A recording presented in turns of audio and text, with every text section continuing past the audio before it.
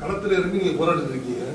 இதே வேலையில சாட்டையில் அடிச்சுக்கிட்டா இந்த திமுக ஆட்சி அகற்றிடலாம் அப்படின்னு அண்ணாமலை பண்றாரு. அதை எப்படி நீங்க பாக்குறீங்க?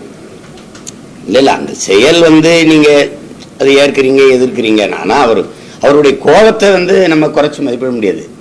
தம்பியுடைய அணுகுமுறை அது இப்ப கேட்கும்போது எதுக்கு இப்படி இவ்வளவு தூரம் முடிவு எடுக்க வேண்டியதில்லை. இப்ப எனக்கு கூட தான் கோபம் இருக்குது. இப்போ அதுல குற்றவாளியை சாட்டிட்டு அடிக்கும் மீது நம்ம போய் அதுக்கு அடிச்சுக்கணும். அது தேவையில்லாத கஷ்டமா இருந்து கேட்கும்போது.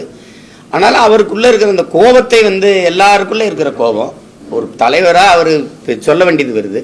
வெளிப்படுத்துறத அப்படி வெளிப்படுத்திட்டாரு.